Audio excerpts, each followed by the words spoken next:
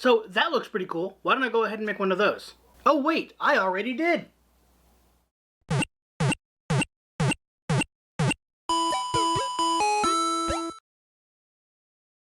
Alright, so as you guys can see, this thing is pretty big. Doesn't like to stay in shot because of how big it is. But anyway, this video is going to be me telling you guys how I made the entire thing. It's not going to be a tutorial. It's going to be more in the vein of how I did my Noel Guns, where I gave you guys kind of just the information on what I did and how I put things together, but I didn't actually show you me putting it together. It's going to be like that. So I did do this in a very different way than I did the Noel Guns. So that's why I'm going to be giving you guys this kind of same type of video, because it's a different method and I use different tools and things like that. Making the template was pretty much the same as the Noel Guns, but everything else was basically different. So that way it makes for a completely different type of video where I talk about something completely different, and that way it's not two of the same video. I will hopefully be having a tutorial for this style of how to make something, like the step-by-step type of tutorial, because I want to do that as well. But it's going to be on a smaller scale, and you know, it's just going to be something easier so that you guys can get kind of a feel of how that style works. Anyway, let's get into the top-down view and I'll tell you everything you need to know to make this beast. Alright, so let's talk about this. It's not going to fit in frame, so you guys are going to have to kind of get over that. Yeah, let me move this here. And my thing's upside down, so I can't really tell where I'm going here. I'll figure it out, you know, as I go along. Anyway, so when I made this, I'll let you guys know right away that the material that I used for the majority of it is this foam. It's textured on one side and not on the other side. Those are EVA floor mats, and whenever people say EVA foam for their props or whatever, that's usually what they're talking about. Craft foam is EVA foam, but people refer to that as craft foam when that's what these details are all made of. Alright, so I do have a full template here that is going to kind of be hard to see too, but yeah, this way. No. Backwards, that way. So this is my template. This would be thicker, but I cut it to be the size of the blue here. I did that for painting, so I'll get into that later. But this is basically the template. What I did, you guys might not be able to do, so you might have to draw it. I don't know. That's all dependent on you, your setup, things like that. So what I did was I have a 32-inch monitor, which is a TV that I use as a monitor for my computer, and I was able to trace out the entire thing on GIMP, it's like in its own layer, so I could have just a black and white version of all the details. Then I blew it up to the right size and scrolled along as I traced it on paper, and that's literally what this is. So if you can't do that, you might have to just draw it or find somebody who can draw, who can do that for you. So onto the foam. That foam you can just cut with a regular box knife, so that's what this is. This is the one I use mostly, if I can. If you can get one of the one of these ones that break away, these are better because you can sharpen them and reuse the blade again for quite a while, which you can't do with these. These you have to actually physically, like, it's just a regular blade. So put that away before I hurt myself. So I would choose this one first, and then this one if you need it. I had to change the blade in that red one like 4 times throughout the entire process of this, whereas the other one I might have needed to just break it off a couple times and still keep the same blade. So that's all up to you. So this is 3 layers of that EVA floor mat foam that I just showed you, and one layer in the center has a channel where there's PVC pipe going all the way down. So I got 3 sizes of PVC pipe because the handle is really thick. I wanted it to be that way because that's how it is in the pictures and the game. So I layered 2 pieces this way that only go up to like here, and then all the way down it is one inside all of that. So the center, like I said, has a channel that goes all the way down the blade that houses the PVC pipe, and 3 wasn't thick enough for the pipe that I got, so I had to make grooves going down that match the channel so that it can fit like inside. It's like a little valley in it, so it goes and then dips down. I don't know how to show you that. Whatever. That way it can all fit together without bulging out or tapering off. Like some swords will have the center where it bevels from the center going down. This doesn't. So I couldn't do that, and I had to figure out a way around that. So that was what I figured out. So to glue all these pieces together, as well as all of the rest of this stuff, I used a mix of hot glue and contact cement. So contact cement is the best for putting foam to foam, just in general.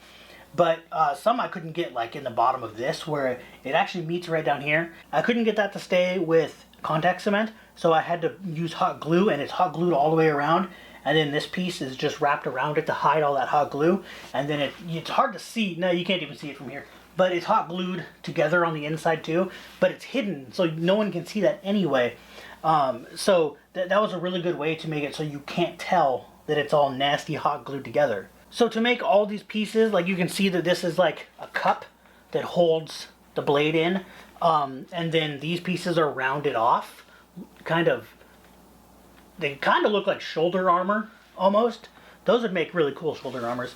But, so that's kind of what that looks like. And I don't know, I call it the shield pieces, because they block the blade or whatever.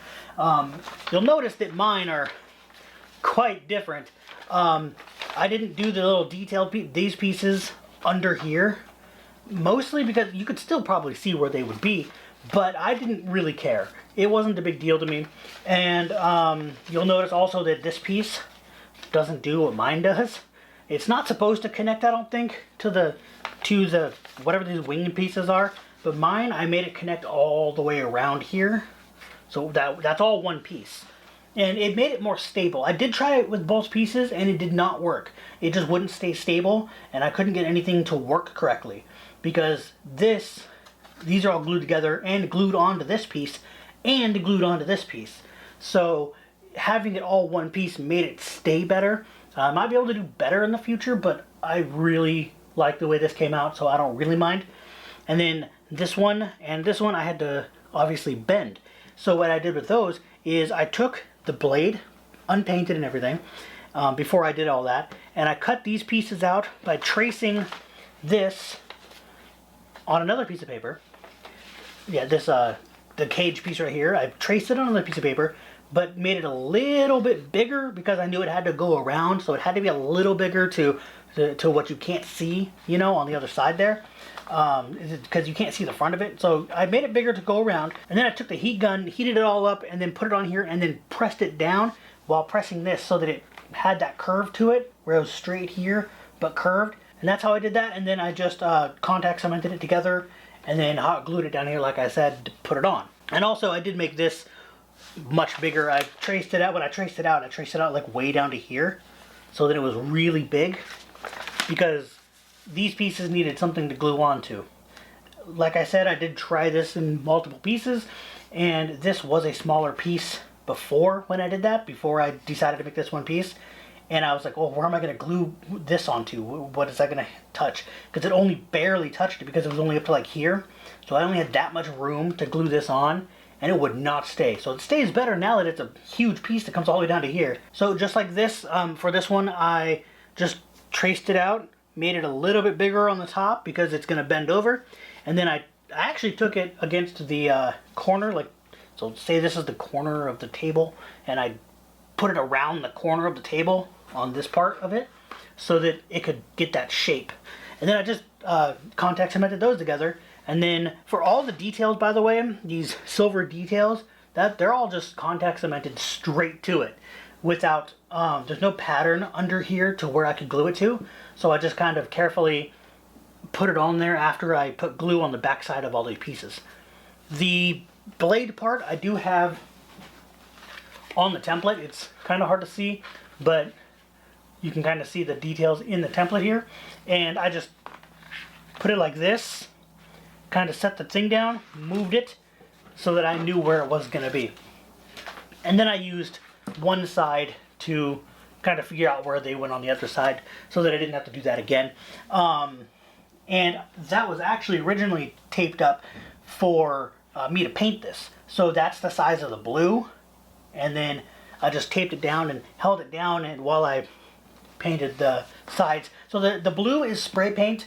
It's whatever we could find. I don't even know. I didn't find it. My mom found it and said, hey, I got some blue. I know you needed some, so here you go. And then this silver is painted on. It's this stuff right here. There we go. Well, you can't really see it, but it's just glossy acrylic paint, just whatever you can find. Just don't make it matte because it's not glossy at all. Obviously, it's the opposite. So I just used a sponge brush, which are the brushes that have the sponge on the end of it, and just went along it while holding it down so that you can see it kind of went over, but I mean, it's fine. I don't mind. But the rest of the silver stuff like these are spray painted before I put them on here. So before painting it, I actually used Mod Podge hard coat over the entire thing. Like literally, over this, the blade part, I used about 6 coats because I wanted it to be as stable as possible.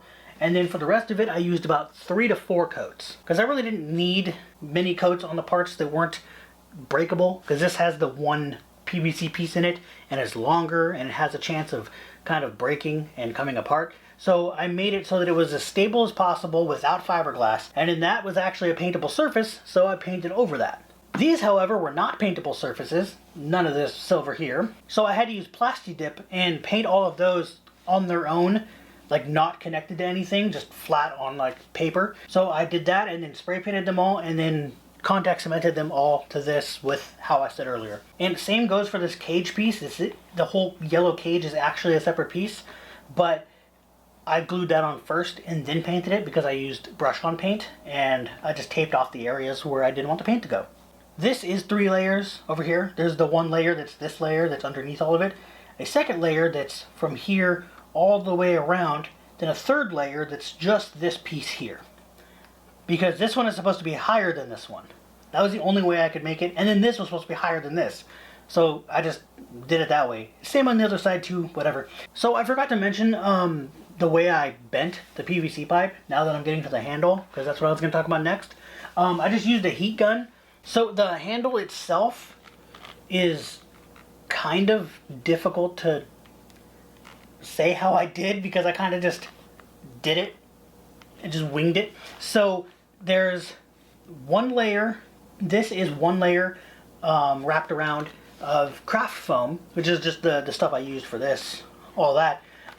It's just wrapped around and hot glued on, and then I made a template sort of for it and I cut this out, like, see how it's cut out? Oh, there we go, see how it's cut out up there? I just did that like on its own and then tried to match it on the other side. And then I tried to make a template for this blue design.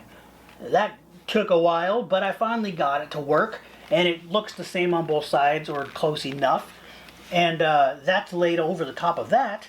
And then there's a third one that's along with it's the same, like it matches up with this layer.